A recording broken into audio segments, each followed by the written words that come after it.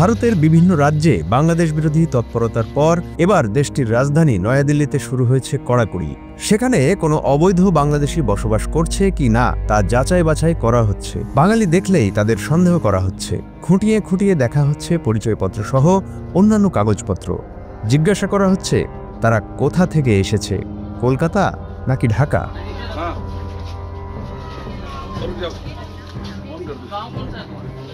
11 December বুধবার নয়াদিল্লি পুলিশের কর্মকর্তারা শহরটির কালিন্দী কুঞ্জ এলাকার বাসিন্দাদের নথিপত্র যাচাইয়ের মধ্য দিয়ে বিশেষ এই অভিযান শুরু করেন।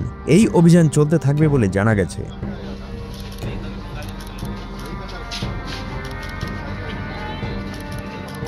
এর আগে 10 ডিসেম্বর মঙ্গলবার দিল্লির লেফটেন্যান্ট গভর্নর ভিকে সাক্সেনা অবৈধ বাংলাদেশিদের বিরুদ্ধে কঠোর ব্যবস্থা নিতে নির্দেশ দেন। তার এই নির্দেশের পরদিন দিল্লি পুলিশের বিশেষ অভিযান শুরু হয়, যা আগামী 2 মাস চলতে পারে বলে ধারণা করা হচ্ছে।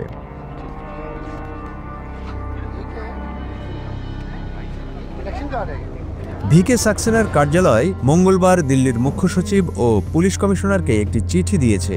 এতে ভারতের রাজধানীতে অবৈধভাবে বসবাসকারী বাংলাদেশি অভিবাসীদের বিরুদ্ধে কঠোর পদক্ষেপ নেওয়ার নির্দেশ দেওয়া হয়। হাজারো তাদাদ মে থা, আজ হ্যায় নেই वो चीज। हां कुछ नया तो नहीं आया मगर নয়াদিল্লি পুলিশ জানিয়েছে তারা অবৈধভাবে বসবাসকারীদের শনাক্ত ও অবৈধ উপায়ে পাওয়া তাদের সরকারি নথিপত্র বাতিল এবং বাংলাদেশে প্রত্যাবাসন নিশ্চিত করার লক্ষ্যে এই অভিযান পরিচালনা করছেন।